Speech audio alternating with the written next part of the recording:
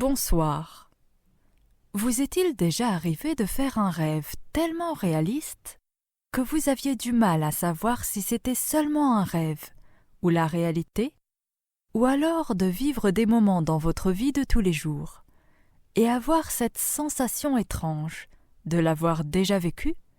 C'est précisément ce genre de situation que vivent certains personnages dans les chroniques de minuit. Bienvenue à vous, voyageurs de la nuit. Installez-vous confortablement.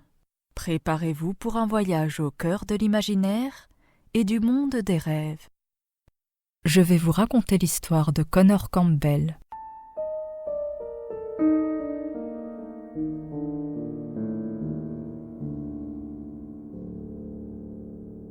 Connor est archéologue et professeur à l'Institut d'archéologie de Londres. Il est spécialisé dans l'histoire de la région du Levant et de ses anciennes civilisations. Comme chaque début d'année, lui et ses élèves allaient en stage pratique sur le terrain. Cette fois-ci, il avait choisi la Jordanie et le périmètre autour de la forteresse d'Ajloun, située au nord-ouest du pays. La Jordanie, surtout connue pour le site de Pétra et ses habitations creusées dans les montagnes, est un pays riche en joyaux historiques. Jonchée sur une montagne, cette forteresse à la vue imprenable était le lieu rêvé pour faire des fouilles.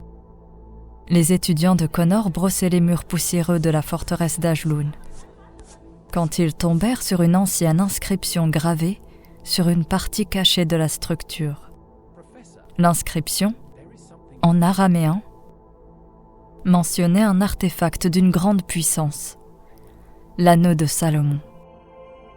Cet anneau légendaire, porté par le roi Salomon durant son règne, avait été forgé dans un alliage particulier, le rendant ainsi aussi rare que précieux.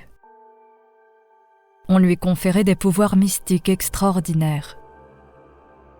Pour Connor, cela faisait partie d'un mythe autour de ce roi, qui était décrit comme le plus juste des souverains de cette époque. Pressé par le temps, car il avait eu l'autorisation de rester seulement une semaine sur le site, il ordonna à ses étudiants de poursuivre les fouilles, en divers emplacements de la forteresse. Ils trouvèrent, enterrée sous des pavés de pierre, une étoffe en cuir avec tout un récit écrit dessus. Il mentionnait une invasion romaine à la recherche de l'artefact, il y a de cela des siècles.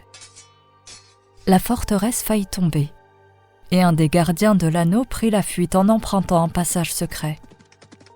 Il chevaucha des jours entiers vers une destination inconnue. Nul ne sait s'il réussit à cacher l'anneau dans un endroit sûr, ou si celui-ci lui avait été dérobé en chemin. Certaines rumeurs racontaient que l'anneau avait peut-être même quitté le territoire jordanien. Dans la soirée, alors que Connor était au camp de base et qu'il tapait assidûment ses notes sur les récentes trouvailles, son écran s'assombrit avant de s'illuminer d'une boîte de dialogue inconnue. C'était un certain Monsieur A qui lui proposait une somme astronomique pour retrouver l'anneau de Salomon. Méfiant, Connor tenta de déconnecter son ordinateur, mais les messages devinrent de plus en plus menaçants. L'homme laissait entendre que s'il voulait que ses élèves restent sains et saufs, il n'avait pas d'autre choix que d'accepter. Le mystérieux Monsieur A ne lui inspirait pas confiance. Et ses récents propos confirmèrent son ressenti. Le lendemain, Connor entendit de l'agitation sur le site de fouilles. Les récentes découvertes avaient disparu, tout comme son ordinateur portable. Abasourdi et inquiet, Connor se précipita vers le commissariat le plus proche pour signaler le vol. Alors qu'il marchait rapidement le long d'une route poussiéreuse, une voiture noire arriva à toute allure et s'arrêta près de lui, dans un crissement de pneus. 2 hommes en sortirent brusquement et, sans dire un mot, le forcèrent à entrer dans le véhicule. Connor se trouva rapidement les yeux bandés, ligoté et bâillonné sur la banquette arrière. tandis que la voiture accélérait en direction de l'inconnu. Sous le choc, il se demanda qui étaient ces hommes et que voulaient-ils. Était-ce en lien avec ce mystérieux Monsieur A et l'anneau de Salomon? Alors que la peur grandissait en lui, Connor se consola en se disant que ses élèves étaient au moins en sécurité maintenant. Et quant à lui, rien ne pouvait lui arriver, puisque Monsieur A avait besoin de lui vivant. Après de longues heures de route, le véhicule s'arrêta enfin. Les hommes sortirent Connor du véhicule, les yeux toujours bandés. Lorsqu'on lui retira enfin le bandeau, il se retrouva dans une somptueuse villa décorée d'objets anciens. Devant lui se tenait un homme élégant, d'âge mûr, visiblement le maître des lieux, que Connor reconnut immédiatement comme étant Monsieur A. Les hommes détachèrent Connor et quittèrent la pièce, le laissant seul avec cet énigmatique personnage. L'homme portait un costume 3 pièces de grande marque parfaitement ajusté et tenait une canne avec un pommeau d'argent dans sa main. Il marchait avec difficulté et des gouttes de sueur perlaient sur son front. D'un air assuré et calculateur, il expliqua à Connor qu'il était un grand collectionneur d'artefacts. Connor perçut un léger accent scandinave en l'entendant s'exprimer. Celui-ci poursuivit en disant qu'il avait été diagnostiqué avec une maladie rare et incurable, et que sa santé se détériorait beaucoup plus rapidement que les médecins ne l'avaient prévu.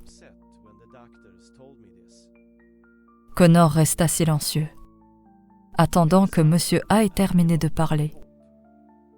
Il expliqua que lui qui était habitué à tout contrôler et obtenir tout ce qu'il désirait dans la vie, se sentait révolté par ce coup du sort.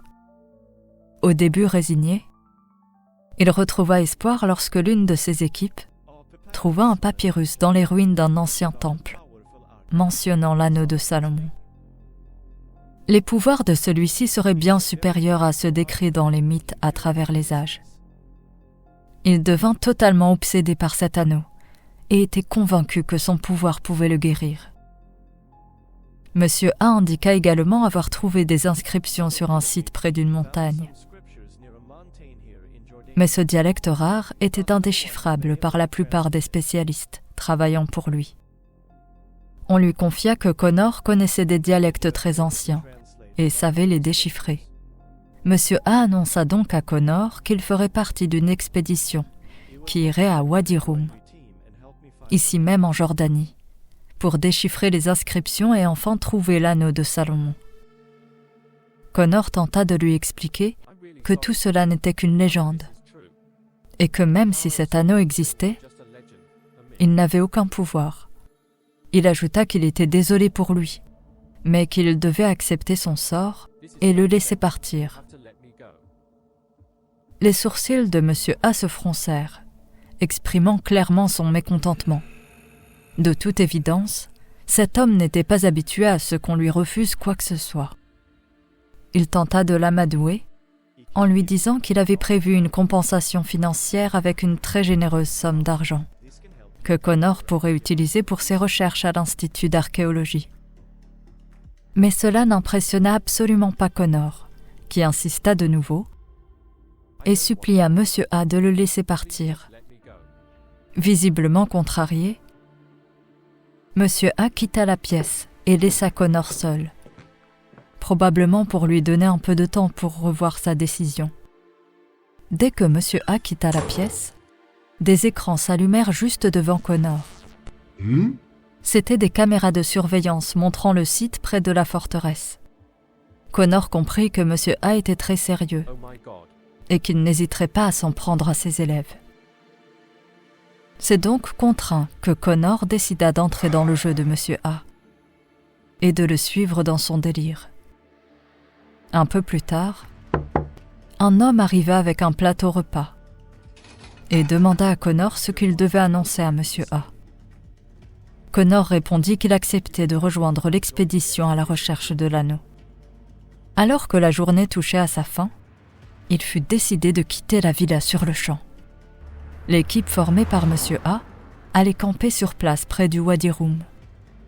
Parmi l'équipe se trouvait un guide, Nasser, qui connaissait le terrain comme sa poche. Trevor, un ancien militaire spécialiste des explosifs, et Gemma, une technicienne high-tech. Après de longues heures de route, ils arrivèrent sur place à la tombée de la nuit. Nasser, le guide, commença à montrer des signes de nervosité.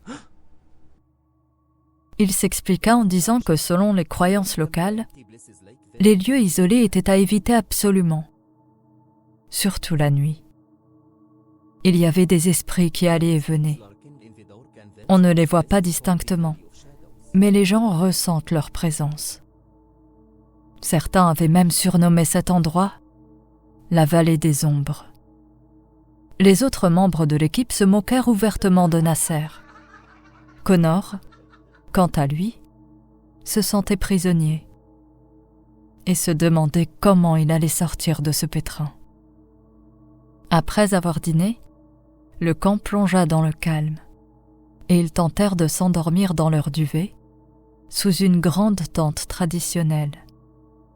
Connor eut du mal à fermer l'œil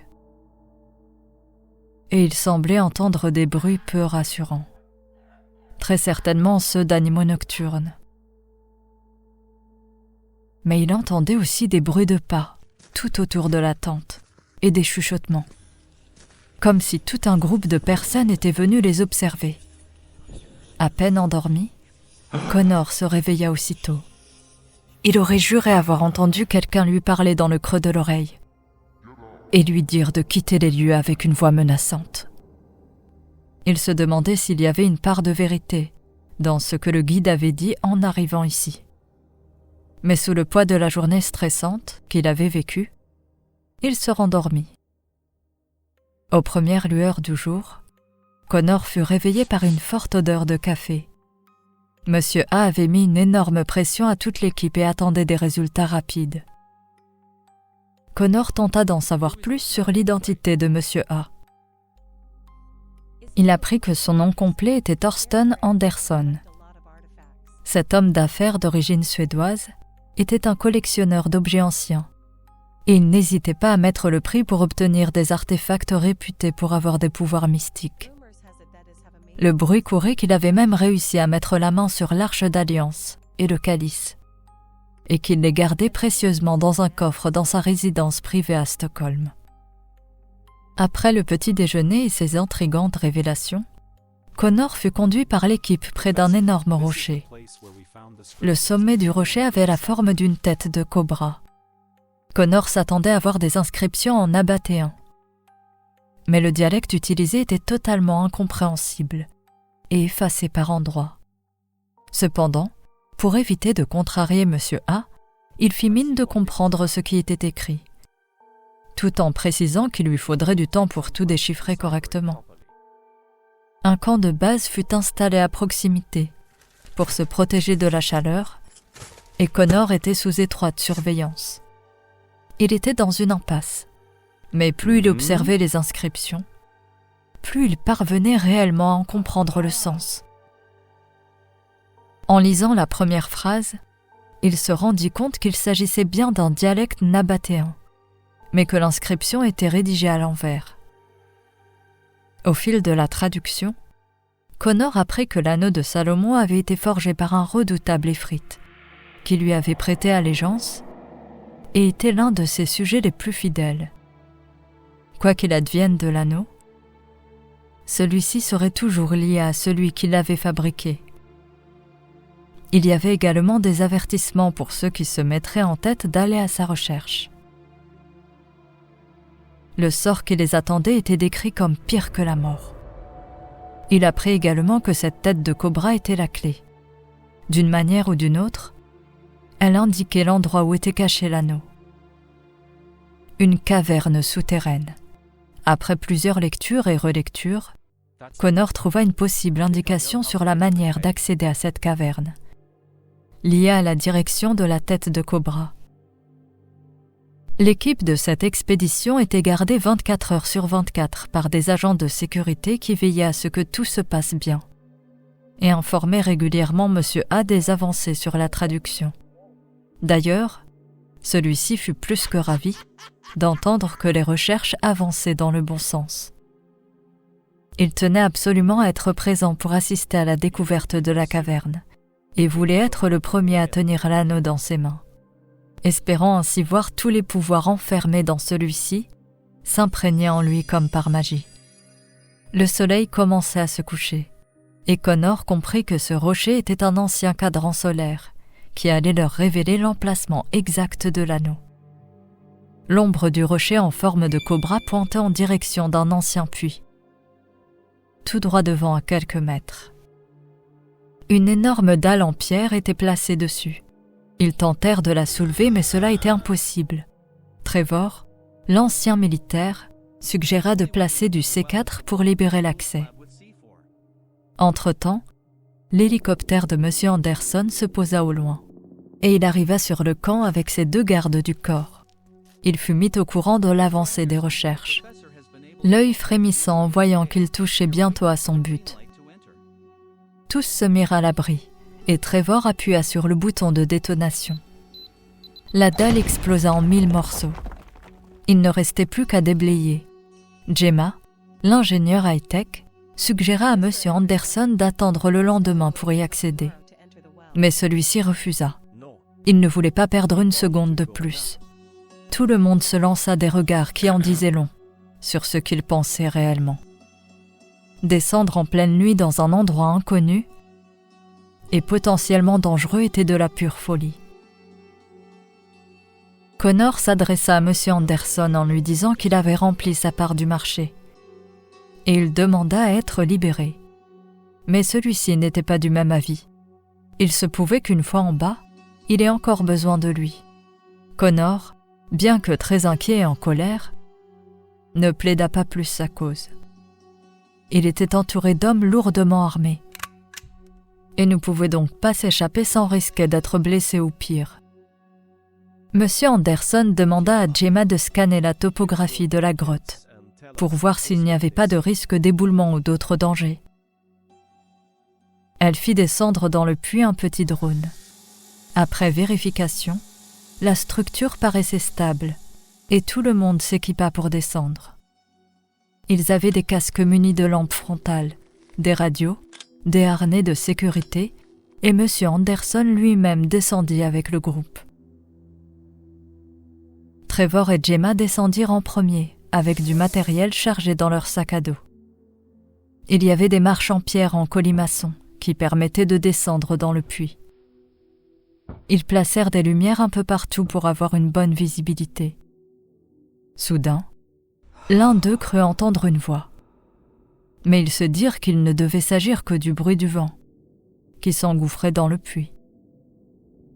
Ils contactèrent Connor et M. Anderson par radio pour leur dire que la voie était libre et sécurisée et qu'ils pouvaient descendre sans crainte. M. Anderson, impatient mais pas téméraire, demanda à Connor de passer en premier. Connor descendit avec précaution, ressentant l'excitation en tant qu'archéologue, mais aussi la peur constante, car il était retenu contre son gré. Une fois en bas, ils se rendirent compte que les parois de la grotte étaient recouvertes de stalactites aux pointes menaçantes. Tandis qu'ils s'enfonçaient plus profondément dans ce dédale souterrain, Connor crut entendre lui aussi une voix au loin. M. Anderson, qui le suivait de près, n'entendit absolument rien. Le groupe se réunit, et Trevor était en tête d'expédition, progressant de plus en plus dans les méandres de cette grotte souterraine. Connor, en observant les résidus verdâtres sur les parois, comprit qu'il s'agissait d'une ancienne mine de cuivre, un minerai utilisé autrefois pour la fabrication du palais de Salomon. Connor expliqua que le royaume de Salomon s'étendait bien au-delà de l'ancienne Judée. M. Anderson était ravi et ne cachait pas sa joie. Tout cela confirmait qu'il était proche de son but. Les passages se faisaient de plus en plus étroits, et leur voix résonnait donnant l'illusion qu'ils n'étaient pas seuls. C'est alors qu'une épaisse fumée noire envahit les tunnels, et le groupe fut séparé. Trevor et Gemma se retrouvèrent d'un côté, tandis que Connor et M. Anderson se retrouvèrent de l'autre. Ils étaient dans des tunnels différents. Connor et M. Anderson arrivèrent dans une galerie remplie de stalactites aux formes étranges, ressemblant à des visages aux grimaces effrayantes. Derrière un rocher, une petite voix se fit entendre.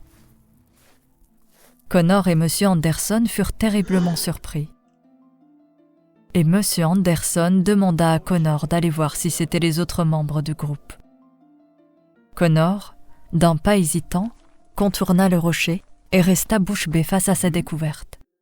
En le voyant ainsi, M. Anderson arriva en courant, croyant qu'il avait découvert l'anneau, et fut tout aussi surpris en découvrant de quoi il s'agissait réellement.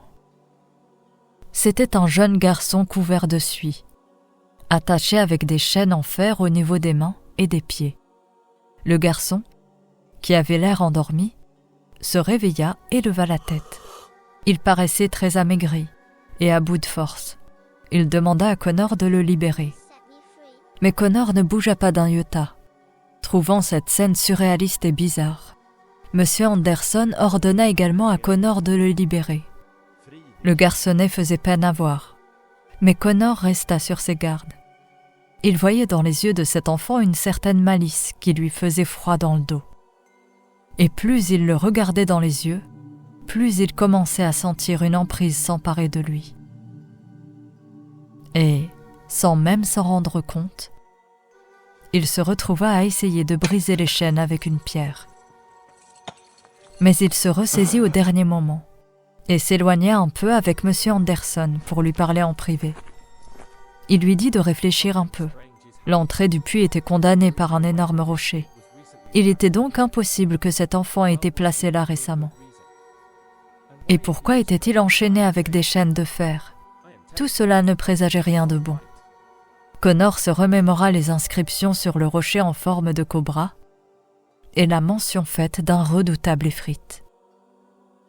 Alors que Connor et M. Anderson étaient à bonne distance de l'enfant, celui-ci se mit à ricaner et adopta une autre posture. Il se leva d'un bond et sa voix se fit de plus en plus grave.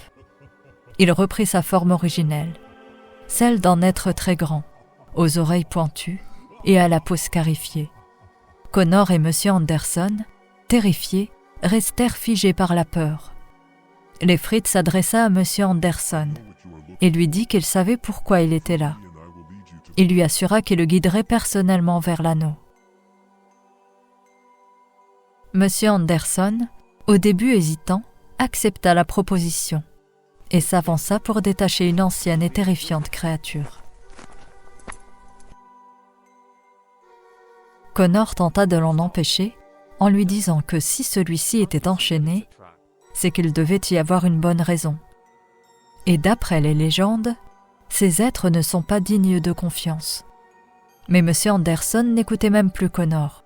Seul pour lui comptait l'anneau, et il paraissait aussi sous l'emprise de l'Ifrit.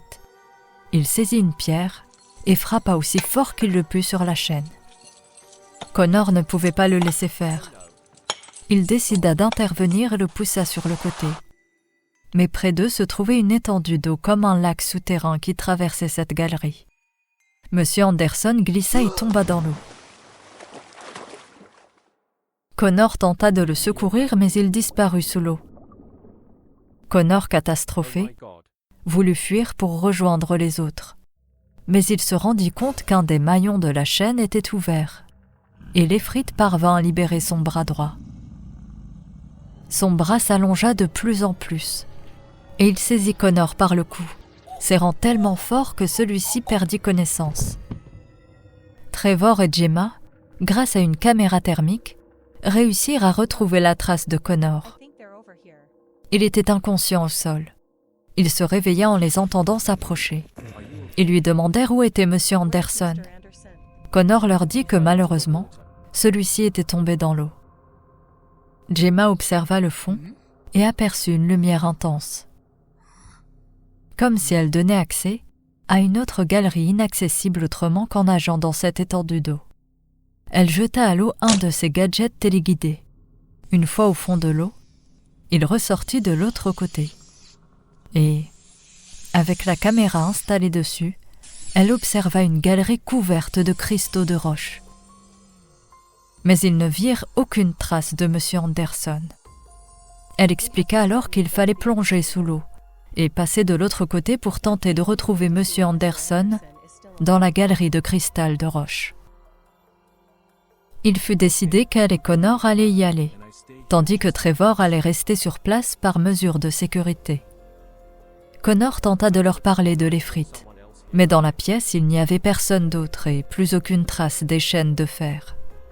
Trevor lui dit alors qu'il avait sûrement reçu un mauvais coup sur la tête, car il semblait que des pierres s'étaient détachées du plafond. Connor resta pensif un instant, car cela lui avait paru tellement réel. Puis après avoir repris ses esprits, il suivit l'ingénieur high-tech qui plongea en apnée sous l'eau. Effectivement, comme elle l'avait vu sur la caméra, il y avait une galerie couverte de cristaux de roche qui se reflétaient les uns sur les autres et créaient une lumière féerique. Au sol, il y avait une chaussure de M. Anderson. Connor et Gemma en conclurent qu'il ne s'était donc pas noyé et décidèrent d'aller à sa recherche dans la galerie de cristal. Certains des cristaux de roche étaient tellement grands qu'on aurait dit des miroirs. Alors qu'ils parcouraient la galerie, ils avaient parfois l'impression d'être suivis par leurs propres reflets. Mais pour eux, il ne s'agissait que d'une illusion créée par les cristaux. Après de longues minutes de marche, le sol de la caverne n'était plus irrégulier et rocailleux. Il était parfaitement lisse et pavé de cristal. Un cristal si pur et translucide qu'il donnait l'impression que c'était de l'eau. Ils arrivèrent dans une pièce entièrement vide. Mais ils pouvaient percevoir quelque chose flottant dans les airs au milieu de la pièce. C'était l'anneau de Salomon. Connor n'en revenait pas et se demandait par quel enchantement cet anneau lévitait dans les airs. Brusquement, M. Anderson apparut de nulle part, tout près de l'anneau. L'Efrit apparut avec lui, sa main posée sur l'épaule de celui-ci. Gemma, qui n'avait aucune connaissance de la présence de l'Efrit, fut pétrifiée. Connor tenta de lui expliquer qu'il pensait que l'Efrit était le gardien de l'anneau de Salomon et qu'il ne comprenait pas pourquoi celui-ci guidait M. Anderson tout droit vers lui. Les yeux remplis de cupidité, M. Anderson avança sa main vers l'anneau et exprima ses véritables intentions à haute voix. Une fois que l'anneau l'aurait guéri, et avec l'aide de l'Efrit qui serait automatiquement sous son commandement, il soulèverait une armée pour conquérir le monde. Avec la puissance de l'anneau, rien ni personne ne pourrait se mettre sur son chemin et l'empêcher de réaliser ce qu'il considérait être sa véritable destinée. Connor, sidéré de voir que l'anneau existait réellement et qu'il possédait un pouvoir certain, tenta de dissuader M. Anderson. Mais celui-ci, bien décidé, saisit l'anneau et le glissa à son doigt. Dès qu'il le porta, une lumière semblable à un feu incandescent se dégagea de l'anneau et envahit tout le corps de M. Anderson. Ses pupilles reflétaient des flammes et il riait aux éclats, transcendé par le pouvoir de l'anneau et heureux d'être arrivé à ses fins. Il sentait une énergie d'une extrême puissance l'envahir. Mais il ne se rendit pas compte immédiatement que cette énergie ne pouvait être contenue par un homme ordinaire. Cet anneau avait appartenu à Salomon, et nul autre que lui ne pouvait avoir la capacité de le porter. L'Efrit avait dupé M. Anderson, qui commençait à être consumé par cet immense pouvoir.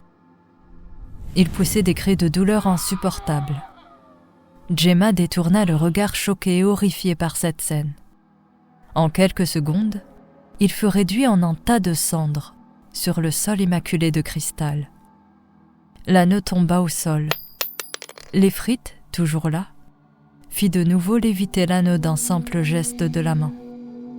Il jeta un regard sombre à Connor et Gemma, qui en une fraction de seconde se retrouvèrent à la surface, en plein milieu du désert jordanien, avec Trevor.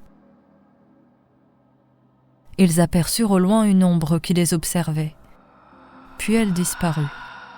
Mais cette ombre avait une étrange particularité. Connor reconnut la silhouette de M. Anderson, qui tenait sa canne dans sa main. Voilà donc ce que voulait dire le sort pire que la mort. Tous ceux qui avaient tenté de subtiliser l'anneau étaient devenus des spectres désincarnés, punis par leur cupidité à errer sans fin dans le désert.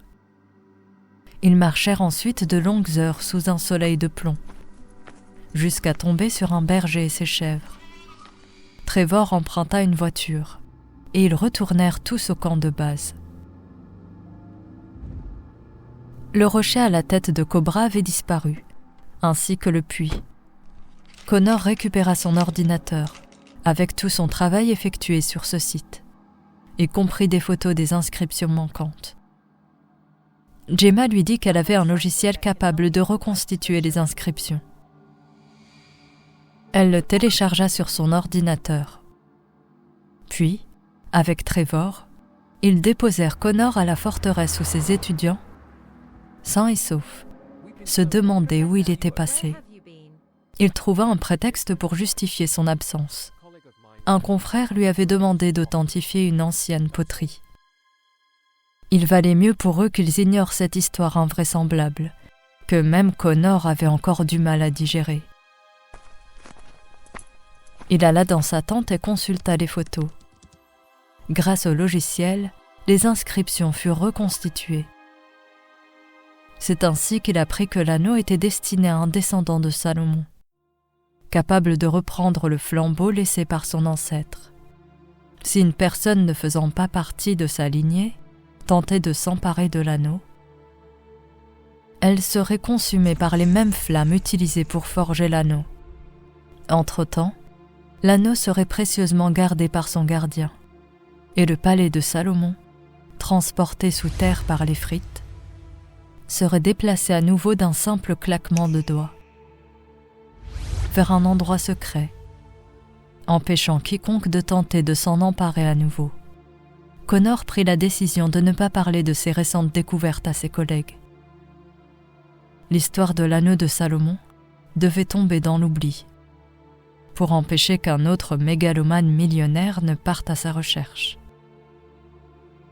Cependant, alors qu'il fermait son ordinateur, une lueur d'inquiétude passa dans ses yeux. Les frites avaient montré un intérêt particulier pour lui et Gemma. Et si cet être mystérieux les surveillait toujours? Une ombre planait sur leur destin, et il savait au fond de lui que les frites n'en avaient pas terminé avec eux.